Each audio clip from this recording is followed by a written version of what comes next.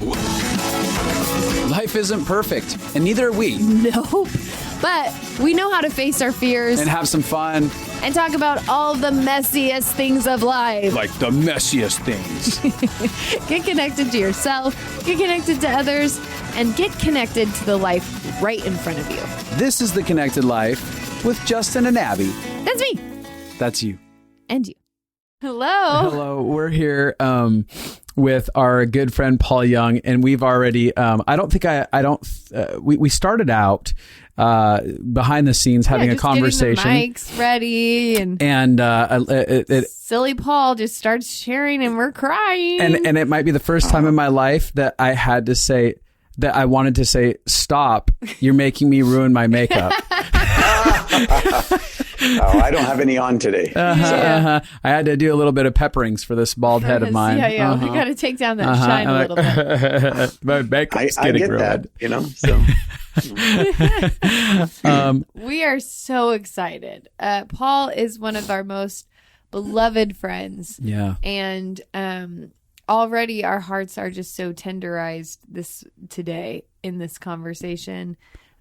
I don't think that there's a time that we interact with him that we don't understand more of who God is afterwards. Yeah. And I don't think there's a time that I don't both cry and laugh all at the same time because of the goodness of that, of who Paul is. Yeah. And I was really excited. I really wanted to have him on. We've had the joy of hearing him speak in several different places. And the story of his life is so remarkable.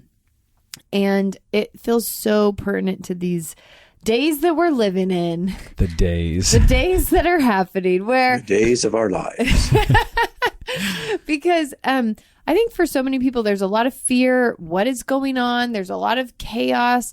There's a lot of unknowns. There's a lot of uncertainty. And then there's a lot of pain and trauma coming up for everyone for different reasons. There's probably like 100 different reasons of why pain is on the surface of the planet right now. But it feels like kind of everybody is in that spot. Yeah. And Paul, one of the reasons I've respected him so much is because he chose not to run from the pain, but to be in the pain and to allow love into that place. Yeah. So that he actually became transformed and freed. Like his story is becoming by going through the pain, he became freed from the pain. Yeah, walking through the fire actually liberated him. Yeah. In so many ways. And it's really scary in times like this because we don't see really what it's unto. It just feels like chaos and purposeless chaos. Why is everything falling apart? It's a dumpster fire in my backyard. Nothing's ever going to come together again. Uh-huh. I got to say, I don't recommend going through the fire if you can avoid it. I'm just, it is not a pleasant journey, but desperation requires it at times. Mm-hmm. Yeah, and so inside my story, there's a lot of desperation and more grace than desperation. Yeah.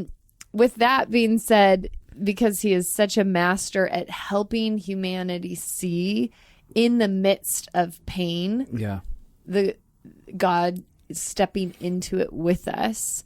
And also because he's walked a journey. This is why old people matter. No, I'm just kidding. You just got called old I'm people. Totally with you.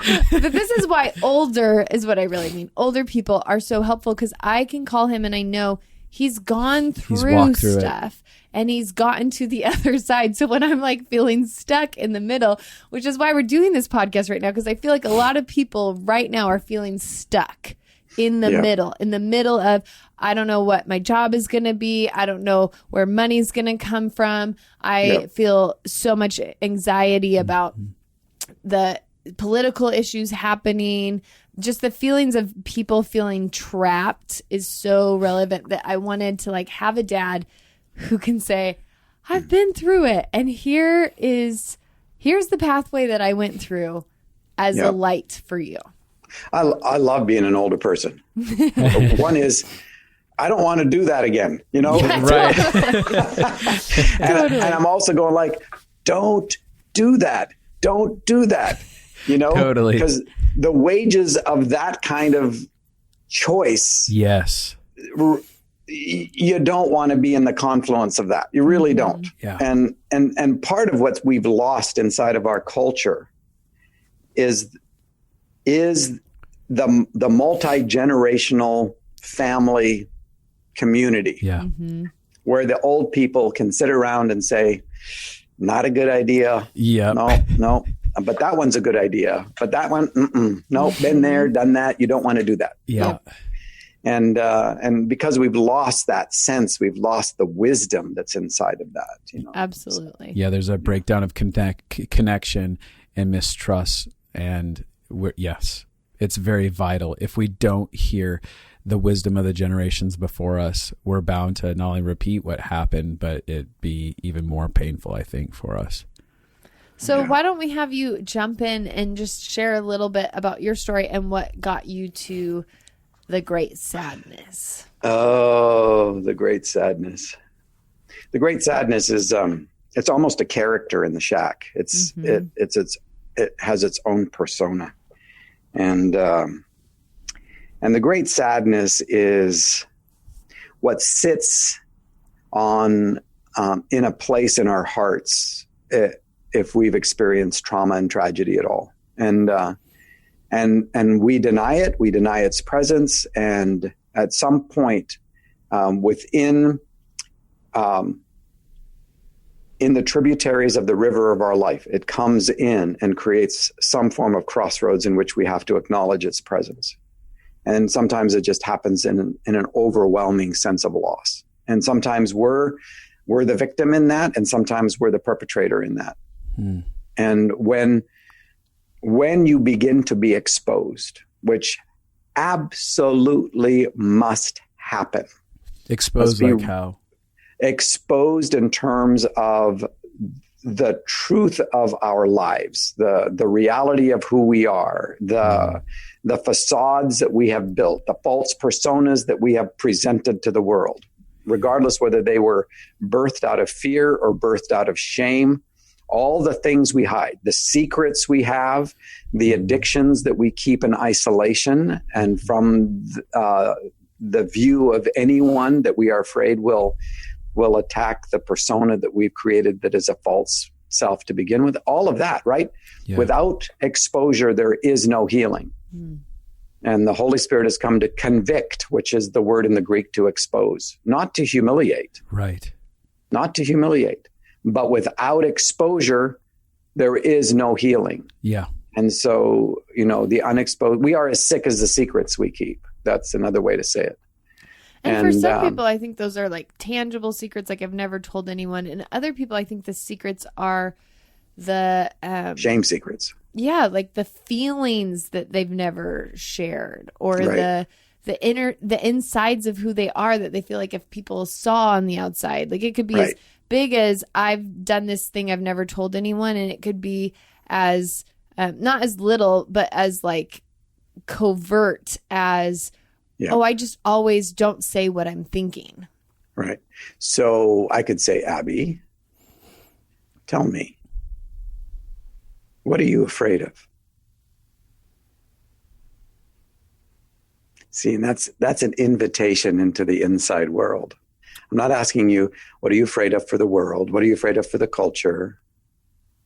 It's like, what are you afraid of? Do you want my real answer? Do you want to? You don't have to. Yeah. Yeah. I think I'm afraid of aloneness. Like I always think when I read your story in The Great Sadness, I always called mine The Great Aloneness. Yeah. And aloneness is a very powerful word for me because I think the whole planet feels like everything depends on me and I'm alone and I don't have what it takes. Totally. And I don't want anybody to find out. Right? Yeah. That is the expression of a lie, right? One, I'm alone. That's a lie. I don't have what it takes. That's a lie, right? Mm-hmm. And so we can come and we can put those lies, which has created the false persona that we have to protect and hide and all that, right? And we can come and have Jesus or God or divine love or whatever works for you. And you can give those things to Jesus and then watch what he does with them. Right? And then you can say, if I'm going to give up this false self, which is so intent on protecting these lies and exist as an expression of them, if I'm going to give this up, then I need you to tell me who I am. Yeah. I need you to give me a name. I need you to father me. And in that exchange, you will hear him tell you the truth of who you are. He will give you a name. And then you can solidly stand in that the rest of your life. Yeah. And when the lie comes up, you'll go like, no, but I know who I am. Mm-hmm. I know who I am. Mm-hmm. I know who I am. Thanks for being absolutely so vulnerable, because that is exactly the center of what human beings actually are afraid of. And what's happening in our culture is because of all this violent interaction is happening because in the hearts of every person involved, there's violent interaction, right? Yeah. There is all this false self fighting. And now it's my false self is in a conversation with your false self. And there is no resolution when that happens. Never. There's only self-protection and self-promotion. Mm-hmm. And it's a false self. The only way forward is for an other to tell us the truth of who we are, to give us our names. Mm-hmm. Right. Mm-hmm. And once we begin to function, okay, this is who I am. You know, I was asking the Lord this morning about, like, you know, I know what a couple of my names are that God has given to me, right? I know what a couple of them are. And so it's like, do I want to ask if there's another one, you know? And so I just said this morning, so is there another, because I know this one and I know this one, and I love that because it's just how I am. I'm wired those ways, right? Mm-hmm. And anybody that would know me, if soon as I said those names, they would go like, yeah, that's Paul. And mm-hmm. Today I'm going like, so is there another one? And instantly I got ace in the hole. and it's just like, oh my gosh, that is such a great name. And I love being God's ace in the hole. It's like, here we are in the middle of this mess, in the middle of this tragedy, whatever, I got an ace in the hole. Oh, right? That's awesome. Isn't it awesome? And what you're talking about is when we can hear from God, like, what do you call me? What do you say about me? Who do you say I am? Who do you say I am is an identity question. It gets down into actually hearing about our identity, because everyone's running around not knowing who they are and trying to figure that out through these, like you said, the false personas that we put on until someone higher than us, other outside of us that loves us radically and unconditionally goes, here's who I say you are. And it begins to settle us. Yep. So Abby, when you know your name, you will know what it's not. It's not sick. It's not hormonally imbalanced. It's not fearful, because false identities are all created out of both fear and shame. That's where they originate. And so, you know, I can go into any situation now because I know I'm an ace in the hole. And I don't have to, I'm not worried about what kind of strife is going on and what kind of chaos is happening. I'm comfortable being an ace in the hole. And when you know who you are, nobody can take that away from you. It's like, nah, you can say whatever you want, but I know who I am. Yeah. And yeah. Identity exchange, right? False one for a real one. And when it's God who tells you that, there's no question after that about that. It settles you. Yeah. It settles you. There's this peace. And it's not just mindfulness. Yeah. No. Right. Because mindfulness has a place. Right. It has it's I'm centering myself, listening, prayer, all the practices of mindfulness. Right. They're helpful. This is bigger than that. This is more fundamental than that. When a truth strikes you at the core of your being and hits something so deep down inside of your gut, it's not just mindfulness. It's a truth that gets rewired somewhere inside of our being. And we go, oh, I now know. I know this. I'm not trying to convince myself from a place of the mind, a place of mantras, or a place of, trying to speak truth. It's just rewired me. Yeah.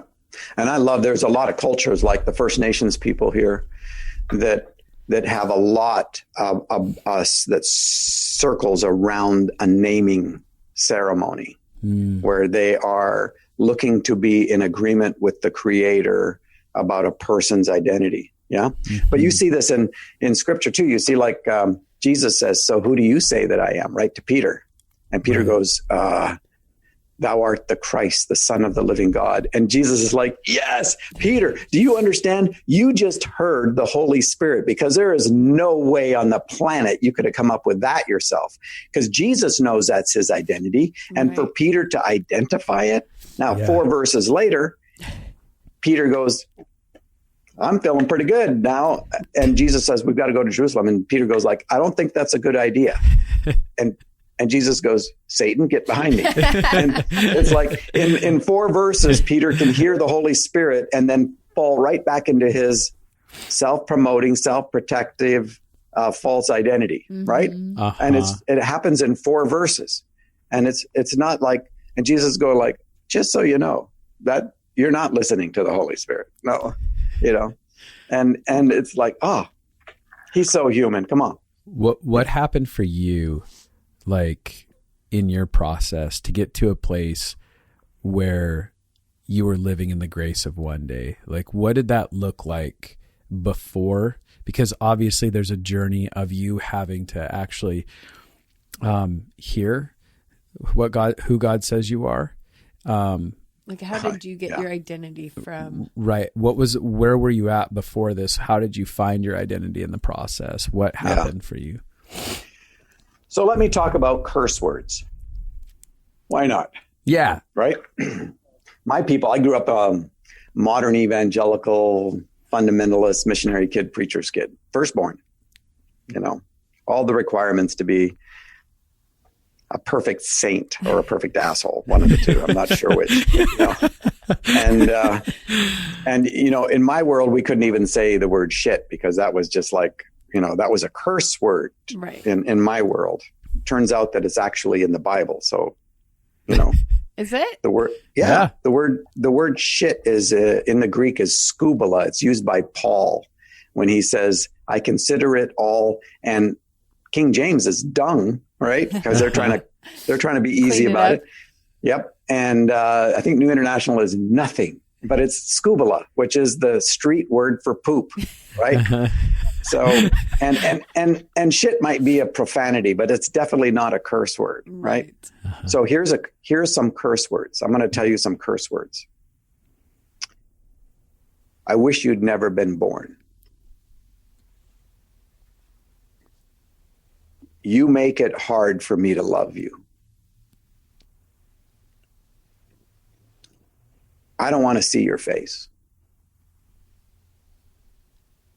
Right? These are all curse words. Mm-hmm. You are so ugly. Right? I don't want you on my team. These are curse words. Right? And when you're a child growing up, those curse words become the frame of reference from which you draw a sense of identity. Yeah. So if I told you what my name was before God began to teach me what it truly was, probably the best one would have been piece of shit. Yeah. Right? Because childhood involved a very furious father who I knew I wasn't good. And I didn't even know half the time why. Mm-hmm. But he communicated that ferociously. Yeah. Sexual abuse, that will drive a sense of worthlessness to the core of your being. Being a third culture kid, a missionary kid, had its own challenges about finding a sense of belonging anywhere. To have sexual abuse in missionary boarding school, that's another piece, right? Then you have a theology that says you're totally depraved, or as Martin Luther said, you are snow-covered dung, which is piece of shit theology. Yeah. Totally. Right? That's the truth of your being. Yep. So my identity became perfectionist performer. Right? Because that's the facade I tried to create. I tried to paint for people what I hoped they wanted so that I could find some affection that would keep me alive. And my identity also would have been a liar, because lying is not fundamentally intended to deceive someone. The goal of a lie for those of us who grow up in traumatic situations. Yeah. And I think generally speaking, the goal of the lie is not to deceive someone. The goal of the lie is to get to a place where you're safer than you are. Survive. Absolutely. It's a survival skill. Yep. And so, I crafted a persona not based on the truth of who I thought I was, which was absolute depraved, wicked, bad human being, piece of shit, that. And I tried to present as perfect a persona as I possibly could to whoever the audience was. And that was out of desperation.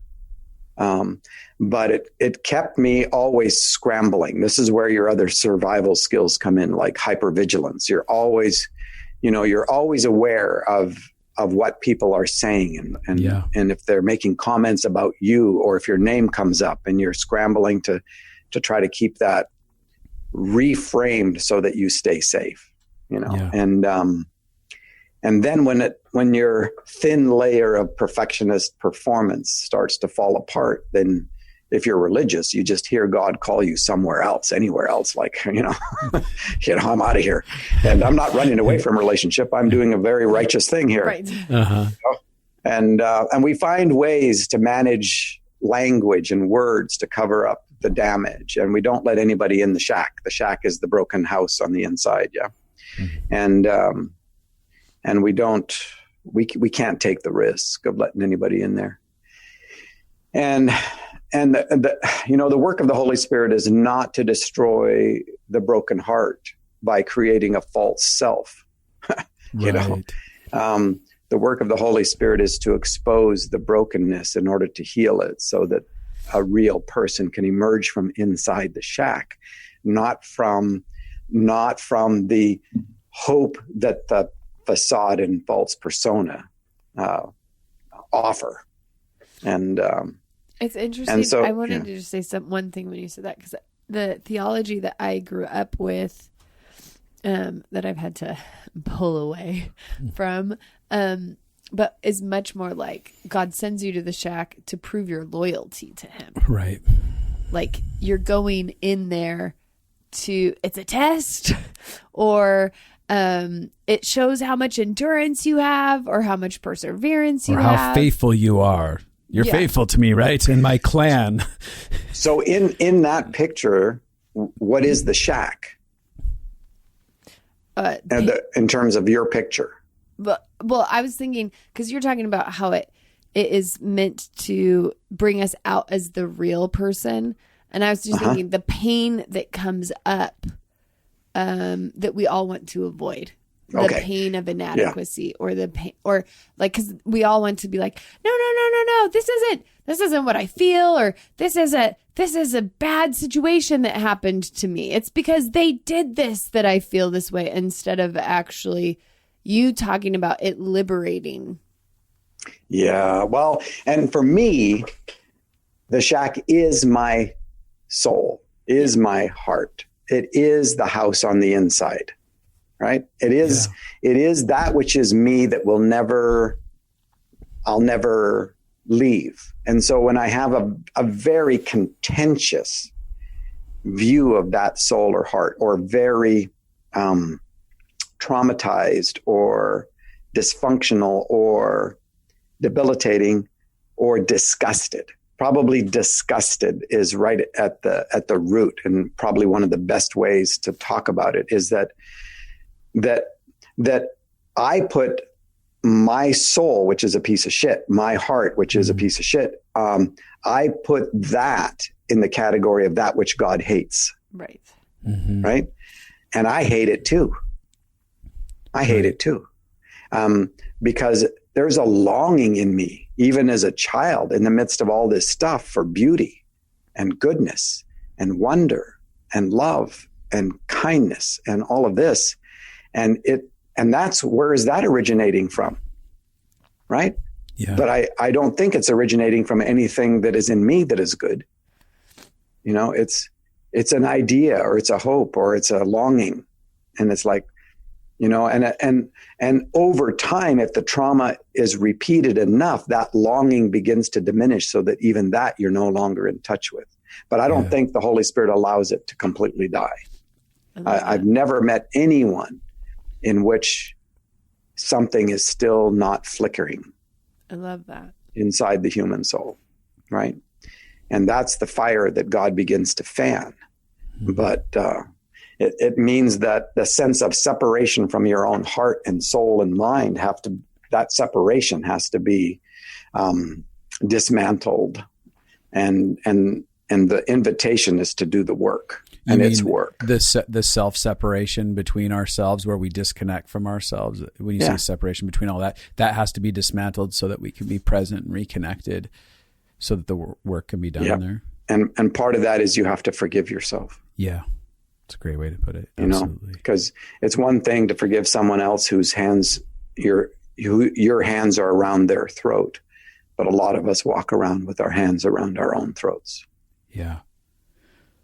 So in your past, what began to happen for you? So, so I'm on two trajectories. One is I am trying to figure out how to live this life right. I'm actually trying to do the right thing. Right. But it doesn't quite last a day, you know? Mm-hmm. And because when you are a perfectionist, it doesn't take much, especially when your sense of hypervigilance about your own brokenness constantly becomes a basis for self-judgment, right? And that's shame. It's the whisper, like, see, you are a piece of shit. Yeah, they were right, you know? Yeah. And if you're a piece of shit, you might as well act like one. At least that's being honest. Yeah, totally. And if people treat you like one, what do you expect? And if suddenly out comes all this corrupt, terrible stuff, well, you know, and at some point you're trying to do the right thing. You're hoping that God will give you a shot of something that allow you to be an overcomer, or whatever other language that is inside your subculture. And you can get past this, or you can get above this, or whatever. At the same time, if the belief at the core of your being is that you are worthless and depraved and a piece of dung, if that's the truth you believe about yourself, then every act of doing the right thing will feel like you're just faking it. It's just a matter of time, right? Yeah. So you felt like you were at a space where it's like, I'm just living, faking it. Yeah. And yeah, I didn't even know that I was smart or creative. You know, people would say that, but I didn't believe them, because I just thought I knew how to fool people. I graduated Phi Beta Kappa, summa cum laude, first in my class, and I walked out thinking I fooled them. Wow. Right? And that's no joke. I mean, it took a long time for me to begin to believe that I was actually smart and actually creative, that was part of how I am as a human being. And but that's a long journey. So you know, you carry all this stuff, and what it does is it drives you into control, and you're trying to control the entire universe. Not only the things that you perceive are actually in front of you, but every imagination of everything that can go wrong. Yeah. And you're just waiting for the other shoe to drop. Hypervigilance and survival skills take a tremendous amount of energy. Yeah. Right. And those things actually deplete your ability to stand for things that are true. Yeah. They just wipe you out. And that's what as a side note, that's what I'm watching across the world right now is as a generalization, everyone is going into these places of fear and control and this hypervigilance and survival mode right now. And it's taking them away from their ability to actually connect in and like everything you just said. People don't know the truth of who they are. They don't know their identities. Where did they get them?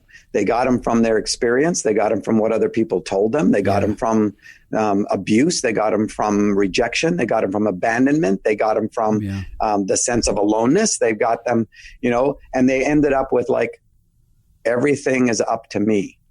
Yeah. And I don't want people to find out that I don't have what it takes. So I'm going to present a persona out there that says I'm in control, I'm in charge. And then we start getting an identity from being a victim. We start getting an identity from whatever. That gets then coerced into one movement or another. We join a religion because religions are really good at trafficking in human souls. So we give ourselves so that we can have an external identity so that maybe now I'm somebody. And so give me a ministry, or God, please call me to mission somewhere. And I'm going to take all my lack of knowing who I am. I'm going to package it in the best way that I can so that I can get back past the group of people who are trying to figure out who can is most useful in this environment. And then I'll end up there going like, what the hell just happened? Here I am. And I'm still as broken and as corrupted as I've ever been. Now, inside of another set of false identities that I have to now maintain and keep active. And we're wondering why we're exhausted and why there's no solutions. There aren't. When two false identities are at war with each other, my false identity and your false identity, there are no resolutions. Right. Yeah. There's only violence. Yes. Yeah. So in a nutshell, that's kind of the mess we're in. Yeah. And what happened for you to begin to actually tangibly break you out of that and get you out of the false identities? I committed adultery. I mean, there it is. There it is. I got caught in a 3-month affair with Kim, my wife. Kim's one of her best friends. And I understand it now. I mean, in many, it's very layered what happened. But I had to actually shift reality to try to justify something that was absolutely wrong, for which there is no justification. There is no justification for adultery. Yeah. None. There is no way that it's right. It's wrong. Mm-hmm. And it's an absolute betrayal. Yeah. And so, I am wide open as far as the details in terms of that self-destructive process. I literally shifted reality. I thought that Kim was going to die so that this grandiose relationship of love would be a communication to the cosmos, that this kind of love was possible. I mean, I literally lost my mind. Right. You literally went to a place of so trying to justify this that you would even create an entire world in your head that Kim's going to die and this is a good idea to do this and it's going to be a divine thing and something along those lines. Incredibly sick. And it was never loving toward the other woman either. Mm-hmm. Right. And this is the power of infatuation. Infatuation is not love. Infatuation is, the Greek word is eros. And there is no right eros. Christians have talked about eros as being the romantic, sexual part of, no, eros has got nothing to do with agape. All the language in the scripture about sexuality is agape. It's not eros. Eros is not even mentioned, because it was seen as a demonic god. Our equivalent for eros is infatuation. Yeah. Because infatuation is based on not knowing someone, not actually based on knowing them. Yeah. And so when when you have a false identity and you are presenting that, and somebody, their false identity latches on because it fits their need or it fits their fantasy or fits their imagination. Yeah. Guess what destroys infatuation? What? Knowing. Mm-hmm. Right? Totally. Right? Mm-hmm. And it's like, I was so in love with her until I actually had a conversation with her, you know? And Totally. And that's it. The point of infatuation is all self-centered, dominating violence is what it is. And it's completely based on not knowing. Everything about agape, about the way God loves us, is centered in knowing. This is eternal life that you know, right? Or depart from me, I don't know you, right? And so the centerpiece of authenticity is self-disclosure and truth-telling so that you're known, right? And so here's, and part of the huge betrayal of this, besides the fact that it was a betrayal, period, is that event allowed an accessibility to my emotional world that I had never opened up to anybody, including Kim. Right. You had locked yourself completely into a box from all the tragedy, the brokenness, the fear, all of it. It was just all locked inside of you that you probably didn't even feel like you had access to it until everything was shattered so hard that it all of a sudden spilled over. Yeah. What happened was I suddenly put into this one person the possibility of being loved unconditionally, which gave me the freedom to express a lot of the places in my inside world that had never been expressed. Right. And then to mistake that for true love. Right. I mean, it's so warped. And it says nothing about the value of the other woman. It says it's like, that was not an act of love in her direction whatsoever, or to her husband, or to their children who loved us, that I betrayed and who I'm still not reconciled with many of them. Yeah. Right? I tell people, I'll add this just as a side note, if anyone knows that you're married and they want to have an affair with you and they tell you they love you, they actually hate you. Anyone that would want to engage you in an affair hates you, because ultimately every action that they're going to take in getting you connected into the affair is going to destroy all of the goodness that's inside of your life. It has the potential to destroy the people you love, the children in your world around you. There's actually an unspoken hatred. It's not a love. It's an illusion. This idea that, oh no, they really love me. No, that's an illusion. They hate you. They don't care about your well-being or the well-being of those that you love. On the compassionate side, I can look at someone who is in the throes of that and know that what we've got here are two false identities. And because you cannot commit that kind of betrayal from a true sense of identity, from a person who is actually true. So the existence of that kind of betrayal is an invitation to expose the false identity that is behind it. Yeah. And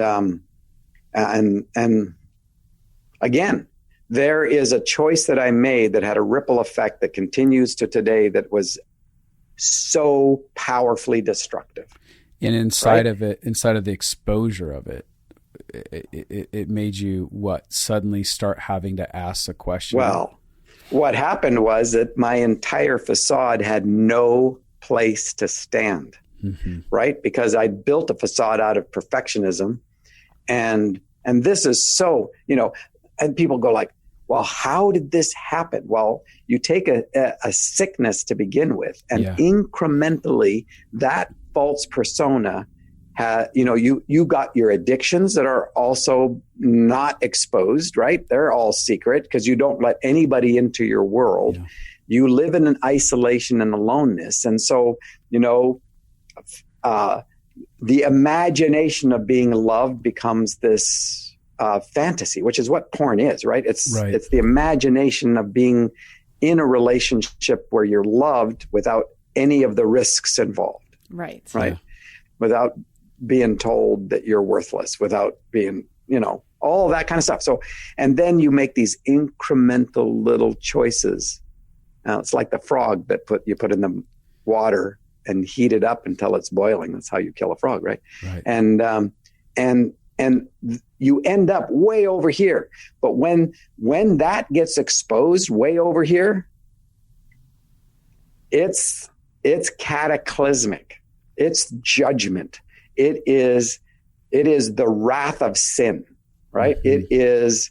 It is like, and now redemption is possible, because as long as the crap was all hidden, as long as this stuff was not shouted from the rooftops, right? Mm-hmm. Which mine was, because we decided right from the early get-go that we would not make my adultery the new secret. It would not become the new secret. Mm-hmm. I was done with secrets. But when that cataclysmic thing happened, when I got exposed, one sentence phone call from Kim, right? And the game was over, right? The game that I was depending on with my life was over. Mm. And suddenly, when the facade goes down and you put your heart, soul, mind, and strength into this false thing, and it is shattered, what do you have? You don't know. Well, and this is like that moment could be the career you spent all of your time building suddenly falls apart. That could be the one relationship that you over and over again compromise yourself for, and it finally fails. It could be all the money you've accumulated in a bank and in the stock market, and it all just comes crashing down. It could be, or and they tell you have cancer, or you're an athlete and you have this injury right before things start to take off. Yep. You know, or somebody accuses you of something that you're actually not guilty of. Yep. You know, and so all of a sudden the opportunities dry up, or who knows what, but something that is wrapped into the false facade that gave you the hope that it would become the real person. Yes. Is gone. And at that point, I basically had three choices. One was to run away and start over. I guess that was an option, although I never even gave it a second thought. I was so exhausted by trying to maintain. And this is 13 years into our marriage. Matthew has just been born, so we have 6 children, right? Wow. So, but I'm so exhausted. In fact, right after Kim calls, I'm in a phone conversation with the other woman, and she says, let's run away together. So that was an option. And I said to her, I'm done. I'm where? And I said, where am I going to run away that I don't take me with me? Yeah. So good. Because I'm like, I'm done. What I'm going, and when the facade came down, there was such a clarity in my life about like, oh my God, I've just blown up the whole world. And I did. I blew up my entire world. And at the same time, there was an inexplicable sense of relief. Yeah. In that moment, it was like, I don't have to keep this going. Yeah. I mean, it was really backhanded in a sense, because it was like, oh yeah, but look what you got to deal with, you know? Right. And so first option was to run. The second option was to interrupt you really fast. Yeah. I was just thinking about how powerful this statement you said is, like, where can I run that I won't be with me? Yeah, and I've thought about this a lot in my own life, because there is always this thing that we think, if this happens, then that will silence the lie, the false identity in me. Like, oh, if I get to this thing in my life, then I'll be okay. This opportunity, this relationship. If this person validates me, then I'll be okay. If this person believes in me, or if this thing happens in my career, or whatever it is, there's the fantasy. I mean, I think we all live where this is very easy for us to all slip into, that there is an external thing besides God, that if it happens, it will silence the me that's with me. Right. Yeah. And so we often are chasing Like I found myself chasing before those things. And then when when they're attainable, I was thinking about Dax Shepard is a famous actor in Hollywood, and he was talking about how he got to the height of his career. He was making tons of money, and he was having all the opportunities he'd ever wanted. And he was like, I was still with me. I was still miserable. And lots of people don't get to the place where their bubble gets popped. Right. Where they find life in the effort to get to that. Yep. Yes. And when they get to that and it doesn't deliver, it's devastating. It's absolutely devastating because it puts a question mark on the entire amount of time and effort and process that it took to get there. Yeah. And it feels hopeless. If this is the thing I thought would heal me, and now I'm still empty, there's no hope. Right. And that's because nothing on the outside can tell you the truth about who you are. You cannot get health from the outside in. It has to emerge from the inside out. Yes. Yeah. And so yeah, it's so true. And that point of clarity was an absolute gift. That point of exhaustion, because I had done this. I'd not committed adultery and all that kind of stuff, but I had in my past, I could see there was an opportunity here for self-disclosure to do the work. And I ran from it, and I ran from it here, and I ran from it here, and I ran from it here. And what really had put me into a position where I couldn't run as easily was that I married Kim. Yeah. And that wasn't fair to her because she didn't know the person that she was marrying. She knew the persona of the person who was hoping that the facade was the person she was marrying. I didn't have enough capacity inside to know how to love, but it turns out I am smart, and I read the books, so I knew what love was supposed to look like. Right. So you danced and played the game. And it wasn't even, see if this makes sense. I was hoping if I could dance and play the game it'd be real. Right, then somehow it would morph into being my identity. Yeah. Truly. Yeah. Right. If I could act loving well enough, then maybe I would be loving. Yeah. Right. And that's part of the hope that we put into the facade. If we haven't gotten to that place where we just say, who gives a crap? I don't care about anything anymore, and give me my drugs, and I'm going to lay down on the couch and just dope my life away. Right. Right. Which is an option, Right. And so, to run was an option, but it wasn't really. I didn't even give it it wasn't even a temptation at that point. I was too done. I really hit the bottom, and almost hit the bottom. The second option is to kill myself. Right. Right. And that is almost hitting the bottom. Killing yourself is not hitting the bottom. It is the last way to run so you don't hit the bottom. Yeah. Right. And my third option was to face Kim, which was to hit the bottom. Right. To actually go dig into the reality of everything. Yeah. I think that, I've recognized in my life, running from pain feels like a good idea because it looks... Sure feels easier. It feels... But when you actually face it, it's so much... It's more work, and then it's way less work. There's a moment where it is so hard, but on the other side, it's so relieving. You know how long it took me to get through the so hard part? How long? 2 years. Yeah. Yeah. 2 years. And then it took another 9 years for Kim and I to heal. Mm-hmm. But those first 2 years, man, I wouldn't wish that on my worst enemy. Mm-hmm. Those 2 years were absolutely excruciating hell. And every day it was the choice to continue to be a truth teller, to do the next right thing in front of me. And that's when I started to learn how to stay inside the grace of the day, because I didn't have more capacity than one day. And sometimes it was the grace of the hour. And which I think I want to highlight that, because so many people, they're in pain right now.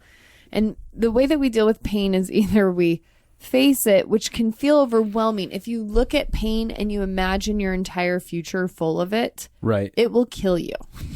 Like, I mean, it will feel like there's no It'll debilitate. That's what I meant, debilitate. Or we can medicate and run from the pain.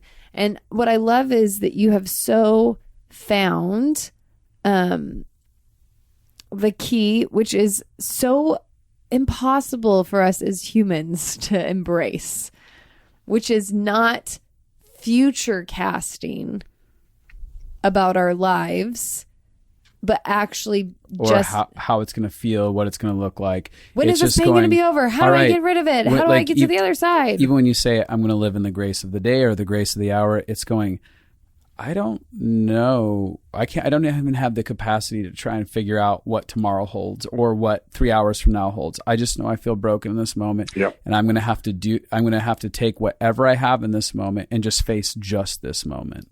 Yep. So can you tell the story of how you got the money to print? Oh, okay. I already know what don't give away the punchline. Okay. So in my 11 years of journeying toward healing, I had to deal with deeper and deeper levels of fear, because fear is what drives you to control rather than trust. Mm-hmm. And fear helps create false personas, false identities. Yeah. And so my journey is really one of learning how to trust, because that had been absolutely obliterated in my childhood. Yeah. And so my 11th year started in 2004. And that was the year. I didn't know it was an 11-year chunk for me before I finally was at a place where I'm going, like, the 12th year, I'm like, my gosh, I'm like a healthy person. Oh. And I get to be a child, and I'm the same person in every situation. I don't have any addictions. I don't have any secrets, and joy is a constant companion. And what the hell, you know? and it's the year I'm turning 50. It's a year of Jubilee. And now I'm healthy enough to write this story for my kids as I'm trying to get to one of my 3 jobs. And so, you know, all of that craziness. Well, one of the deepest fears, and it's not like there isn't lots of finish work to do. You know, there's always finish work to do. And, but the big chunks of my rebuilding of the internal house to become a place of habitation that was a place that I could invite anybody into, right? And so my journey required the dealing with these fears. And in the beginning of my 11th year, right at the beginning, I ran into what was one of the most significant fears in my life that had dominated it, and I hadn't dealt all the way working these things. I didn't deal with it. And it's like, okay. And here's what it was. The fear of financial insecurity. Mm-hmm. Yep. Major fear for lots of people. Uh-huh. Oh my gosh, because it offers the promise of identity, worth, value, significance, security, meaning, purpose, destiny, community, and love. That's why we have "In God We Trust" on money. That's why it's there, because it's saying this is the God we trust. Uh-huh. And it's I tell you, if you have money, or the promise of it, you will have a sense of security. Mm-hmm. And it is always drives you in the sense of control. So everybody is after money because they can't trust God, you know. Absolutely. So I ran into this, and what happened is choices that I made. And here's the kindness of God. God will never take away the consequences of the choices we make, because God has too high a view of what it means to be human. Right? So good. And so if the relationship is really one of face-to-face authenticity, then your ability to choose actually matters. Mm-hmm. Right? Yep. And so part of that is that we get caught in the wake of choices that we've made and the consequences. And so I'd made choices when I was hiding stuff and trying to scramble and work the money so that Kim wouldn't be mad at me. You know, those are all parts of the persona and self-protection stuff. And of course, I didn't want to tell her about some of these bad choices that were financial choices, because, you know, and this goes way back. She knew all about it by this point, because there were no secrets, right? But in the past, it was like, oh, I don't want her to be concerned, right? bullshit. I'll just do right? this. Right? It's not about her at all. It's about, I don't want to tell her that I've screwed up and made a mistake because my perfectionist persona is out the. Yes. So I'm going to recommit my life to doing good financial things starting today. Yes. Right. Totally. So that I don't have to tell her about the stupid things that I've done in the past. I'll just make up for it. Oh yeah. I'll be good from this point forward. Yep. Like that's going to work. Right. So anyway, some of those decisions had come to haunt and roost. And at the beginning of the year, I'm looking down at our financial situation and I know we are in big trouble. And I'm sitting in my office where I'm working. And I realize, oh my gosh. And so I tell Kim, I said, I have no idea what we're going to do, but we're in trouble. And here I am running right into this fear, right?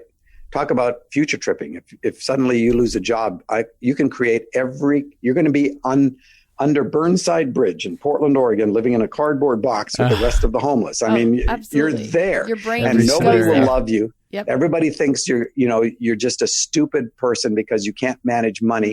And you're in that little cardboard box by yourself because nobody cares. And you might as well kill yourself today. I mean, totally. It's just this craziness that we do, but it's like we scramble to find a scenario in which we can control the situation. Yep.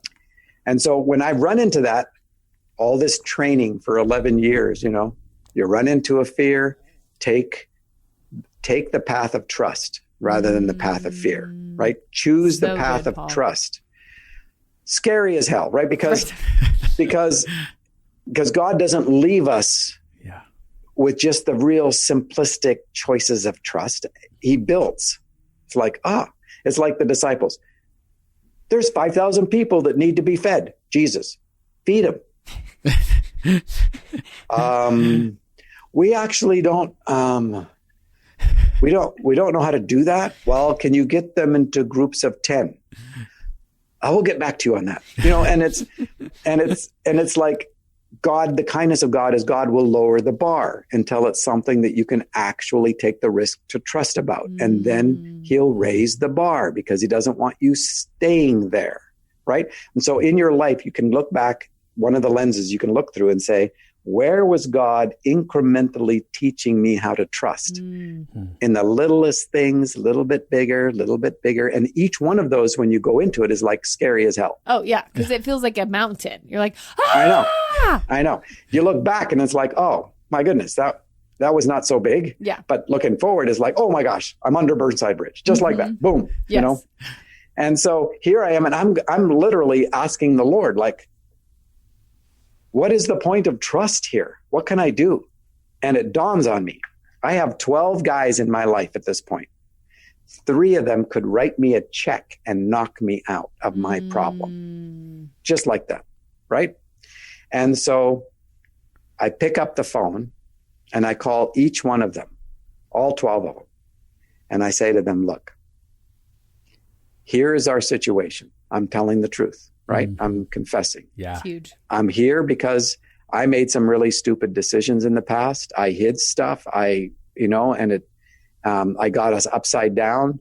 We've been living in this beautiful, wonderful house with our kids. They all grew up there. We've been there for 17 years. Everything's at risk. And here's my situation. And get this, even 11 years into this journey, this is what I say. I know you love my family and I know you care for me. I still couldn't say, I know you love me. Wow. Right? There was still that, and so I said, I know, and they didn't pick that up, but I knew exactly what was going on, right? I know you love my family and I know you care for me. And I said, and I know you're guys and you like to fix things. Please, listen to me, please. Don't rescue me from this. Yeah. Don't. That was my place of trust inside this situation. It's the only place that made any sense to me.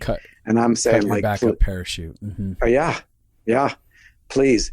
And cut cut the first parachute. Yeah. Right. And it's like, and I did give God a little wiggle room. I said to them, now, if God shows up like a burning bush or something, and, you know, you have a command from heaven to do something other than this, then fine. But apart from that, don't rescue me from this. And that was at the beginning of the year. In September, because you're like, I want to learn to trust on God. Yeah. Instead of what I can make happen. Because I can use words to manipulate people to cover my ass. Right. Yeah. Right.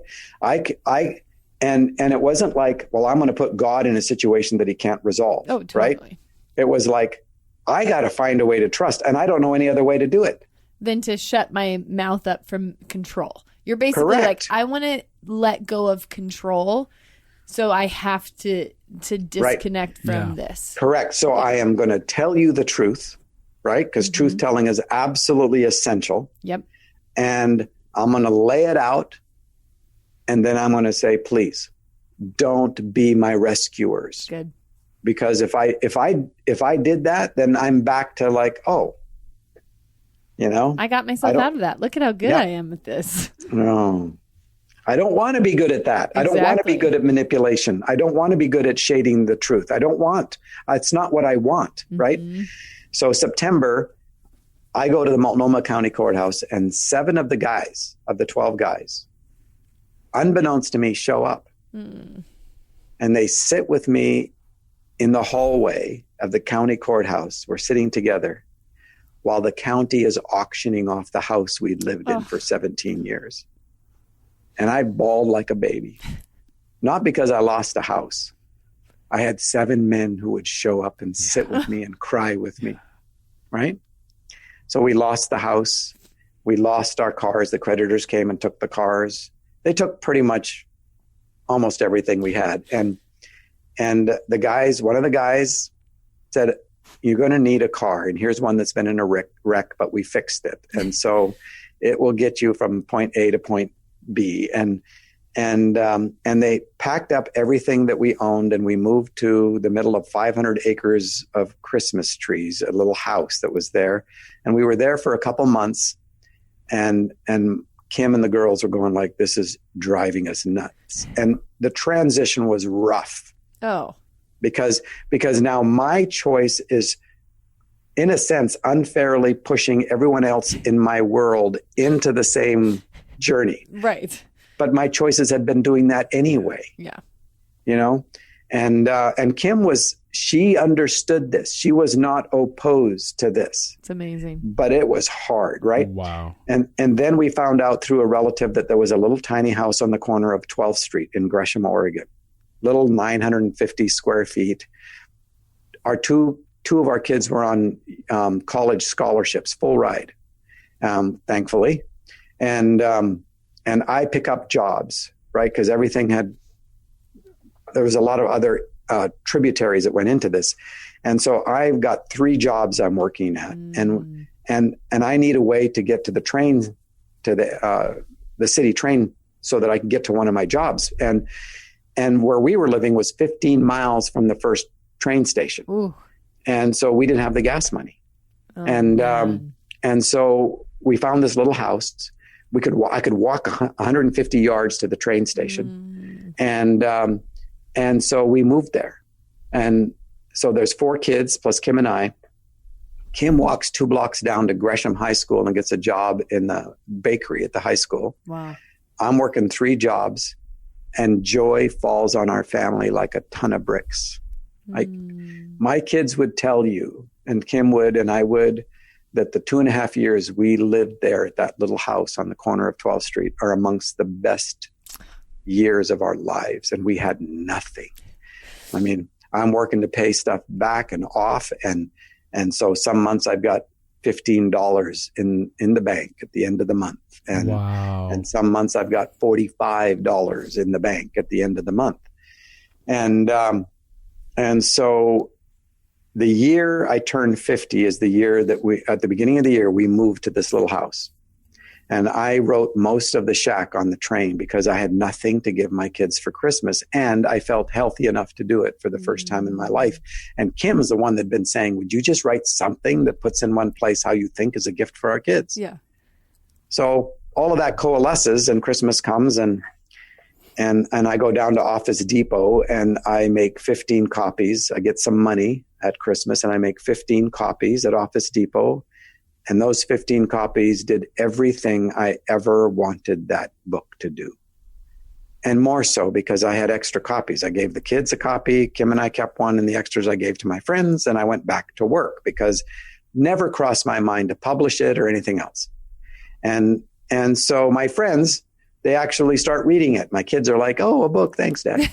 Cool. So we'll get right on that, And so it took them a while, but they all read it, and that was enough. The impact that it had in my kids' lives was enough, But my friends started giving it away, and we had to put a little collection together, make 15 more copies at Office Depot. And that starts this whole chain reaction, right?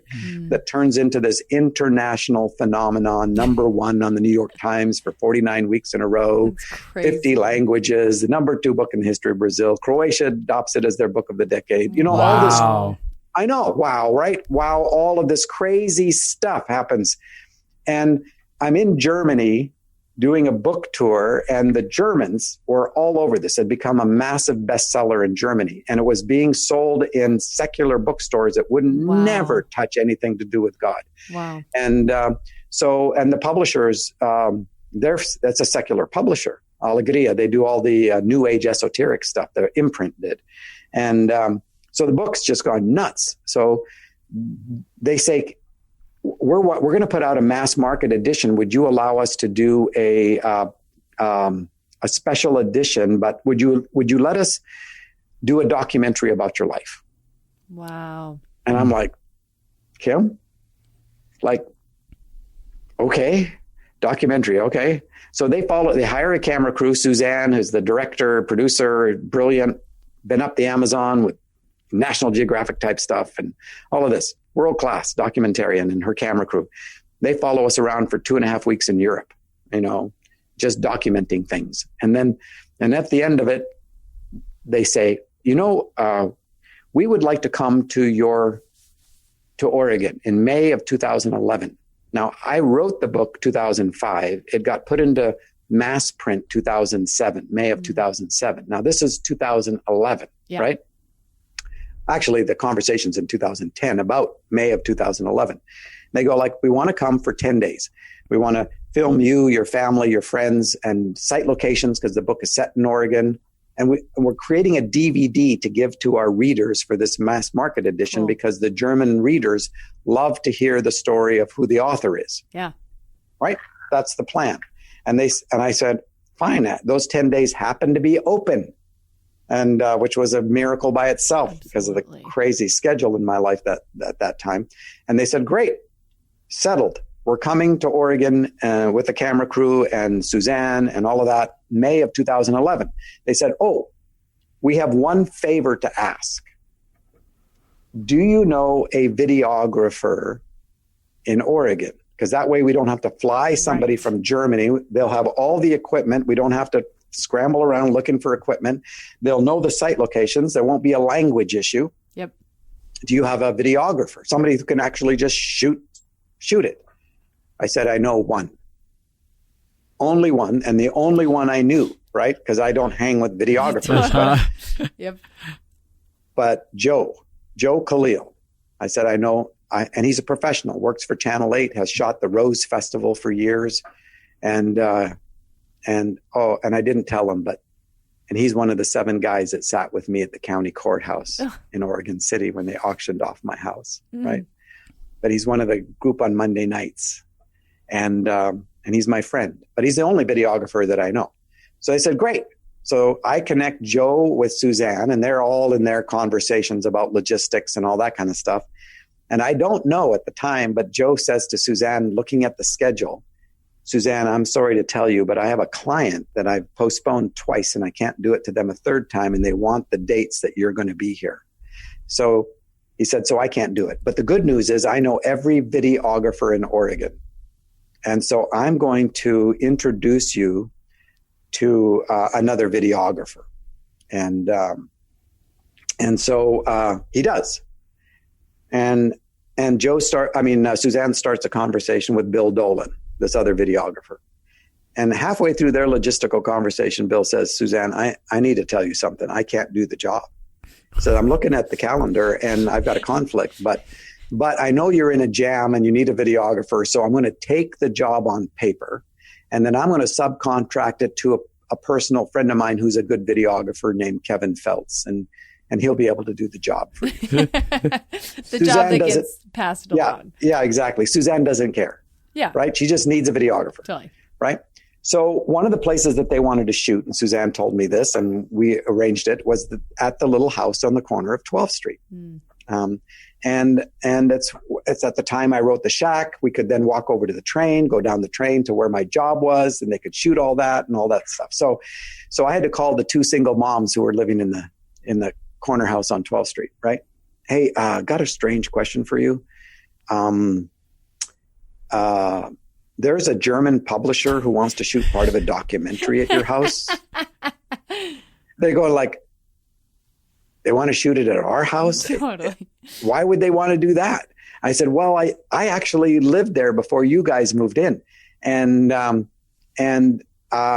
wrote this book and it's become a thing in Germany and they are doing this little documentary. And so they wanted to know if they could come shoot part of the documentary at your house. And they go like, this book's in German? And I said, yeah. They said, what is it? I said, it's Die Hütte. They go like, is it in English? I said, yeah, it's in English. What is it in English? It's called The Shack. I don't know if you, what? We both read it. We love this book. Yeah, absolutely. You can come. You can come inside. You can, whatever you want. We would just love to meet you. Right. So it was all set. So I'm standing on the porch next to Suzanne, this agnostic, beautiful, wonderful human being, esoteric, very, just an amazing human being. Love her. And we're standing there when up walks Kevin Feltz, this videographer that I don't know. Right. And he's looking at the house as he's carrying his equipment, and he's looking at the house and he's got a quizzical look on his face. And he says, so Paul, can I ask you an odd question? And I'm like, yeah, sure. Because I'm thinking like, you're a videographer. I know nothing about videography. So really? Yeah, fire away. He says, back when you were living here, 2005. He says, back when you were living here, this is 2011, right? So he's saying, back when you were living here, can I ask you, did you have a Christmas where you had absolutely nothing?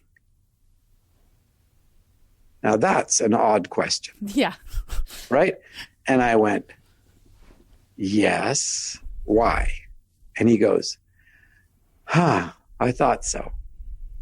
He said, do you remember that Christmas of 2005? Do you remember that Christmas, someone anonymously slipping some money under your door? And I went, yeah, but nobody knows about that. He said, yeah, I thought so. That was me. And I went, what? Suzanne's like, what? And he goes, oh, let me tell you what happened in 2005. He says, Christmas is coming 2005. And I get this nudge that is a constant kind of thing where I think is the Holy Spirit. And it's Kevin, I want you to give some money this Christmas to someone who has nothing. And he says, I get this nudge, but I don't know anybody like this. I don't know anybody who has nothing. And I'm in a quandary about it. And I stop in right before Christmas at a Blockbuster to pick up a Christmas movie for my kids. And I run into this guy who is also at Blockbuster picking up a movie for his kids. And we used to share office space together, but we hadn't seen each other for a year. We live on opposite sides of the town and we just happened to be there at the same time. And so we started catching up.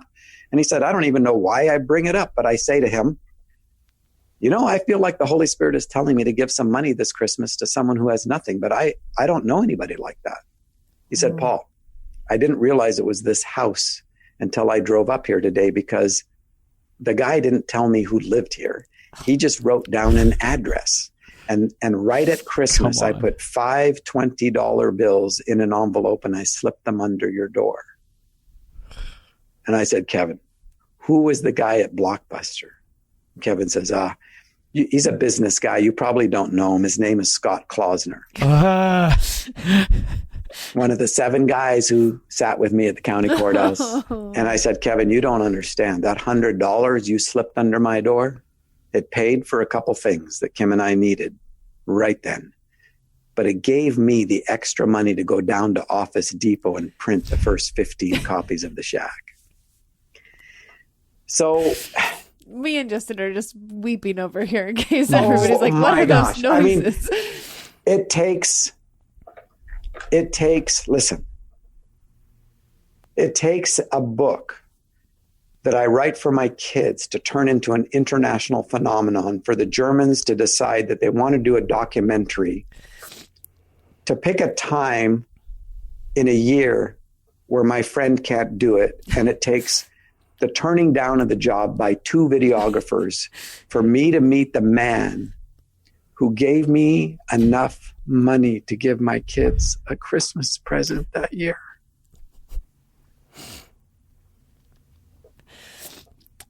Is God a respecter of persons? Like, oh, well, you know, my history shows that I've so earned this kind of care by God, you know?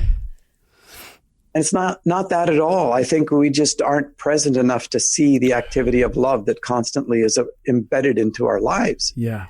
And God's not doing it for the attention. God doesn't need attention. God's never needed attention. This is the very character and nature of God to do things like this. Yeah. And I just was present enough to see it unfold. Yeah. And so we could literally say that Christmas gift was a Christmas gift to the world also.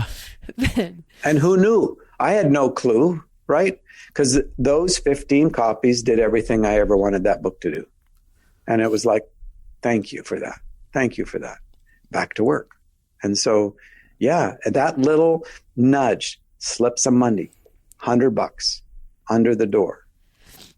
And look at the ripple effect. Trust the ripples. Trust the ripples. What would you say I know we're running out of time here, but what would you say to people who are listening, like after sharing that story with them about times where there's such a need for hope and stuff like that? And I know that this is like just generating so much hope, just getting to hear that there is a good, loving dad who's involved in our stories and who's like sees such a bigger picture and sees our tragedies and actually is angry about our tragedies and the suffering that's happening and actually cares. Like, I guess what's something that you would want to say to them to tie a lot of that all together for their hearts?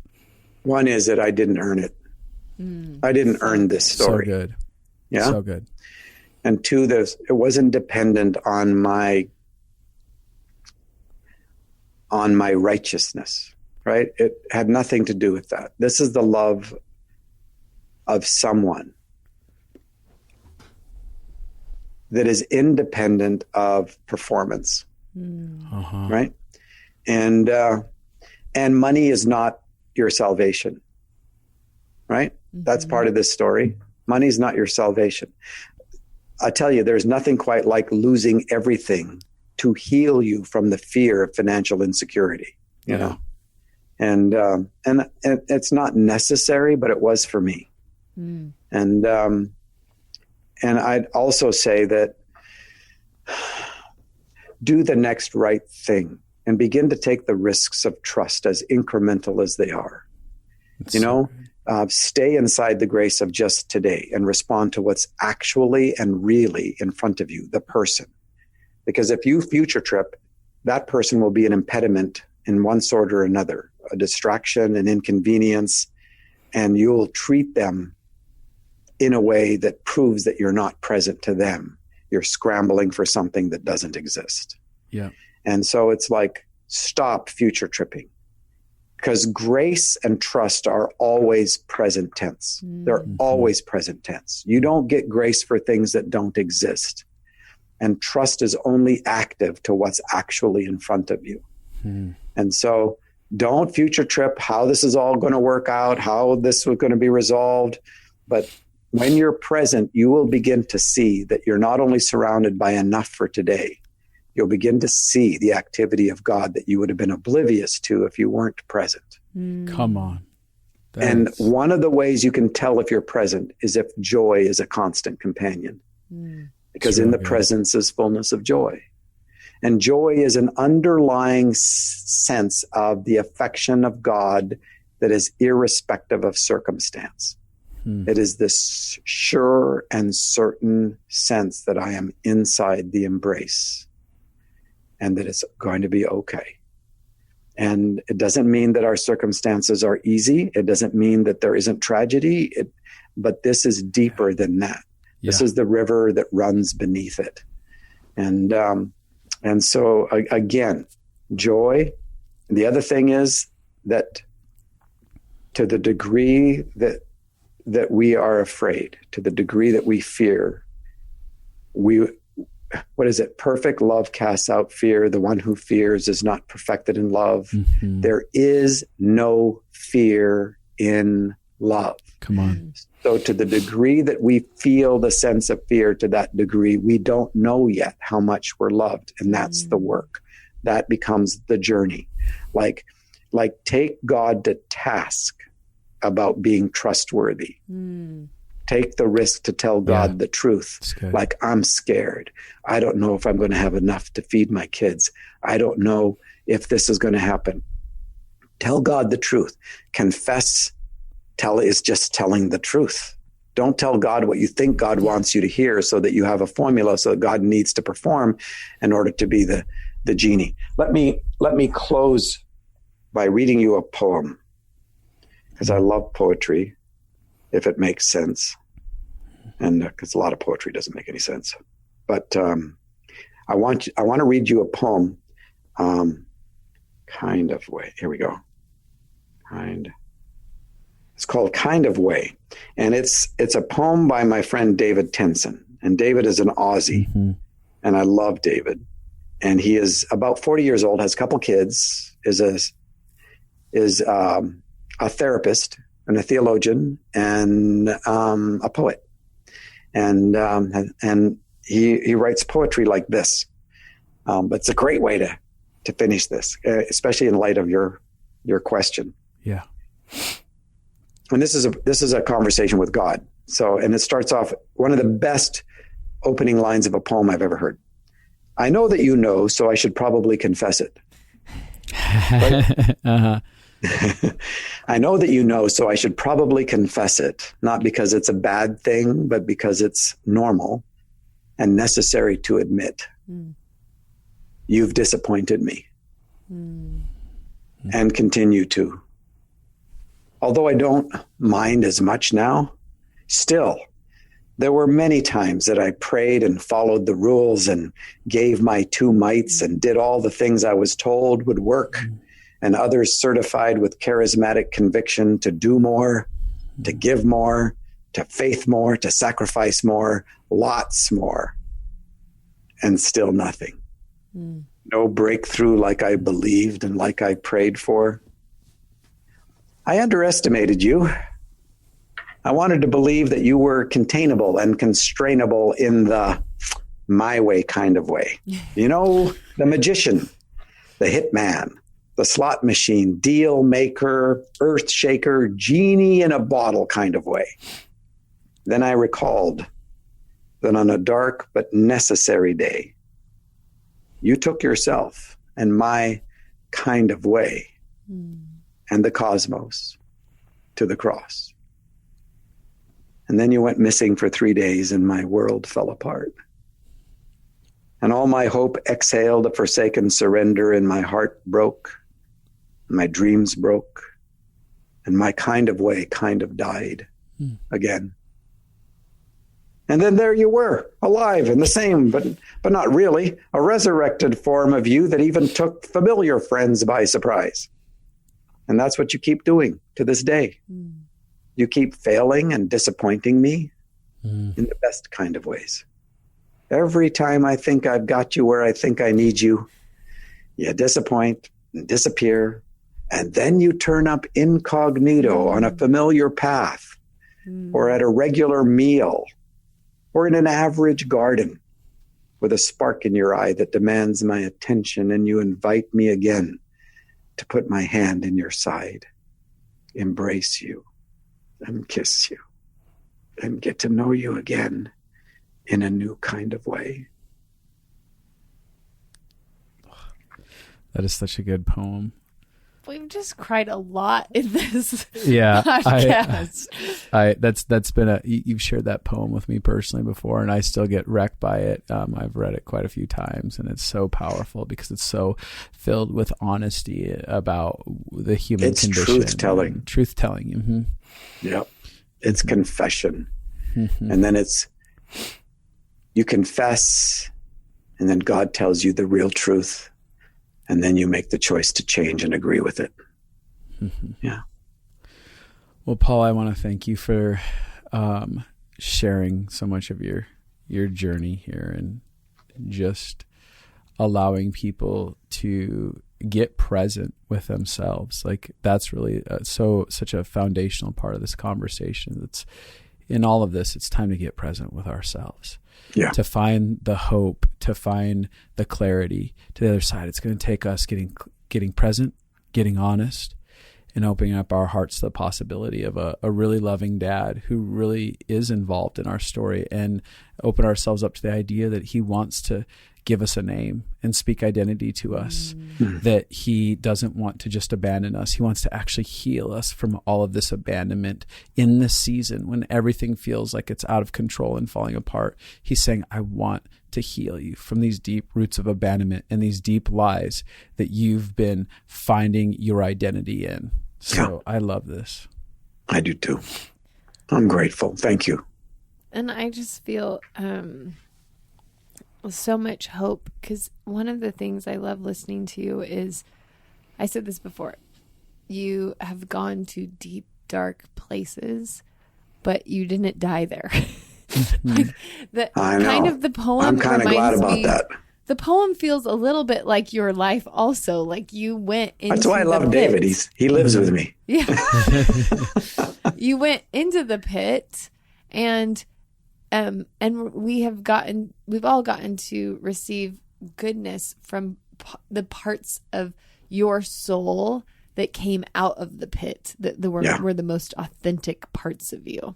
It was like the death of the facade of Paul and the resurrection of the truth of who he is.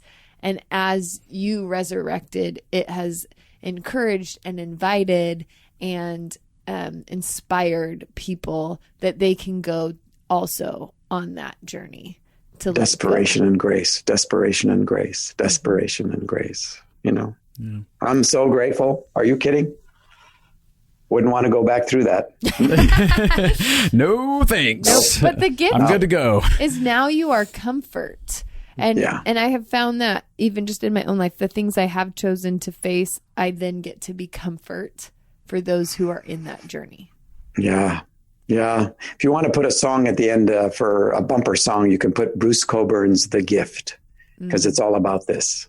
It just keeps changing hands. The gift keeps changing hands. Well, I love that. Well, thank you, Paul. And for everyone that's listened, if you got affected by this today and you know that there are people in your world that need hope, they need truth, they're needing what's here, please remember to share it with other people, share it with your friends, get it out there. Let's create a culture of health, a culture of hope, a culture of identity in a season where people are acting out of false identities and people feel like the world's falling apart. Let's infuse the world with a new sense of higher truth rather than yelling and screaming at each other. Let's find a higher truth inside of what feels like chaos.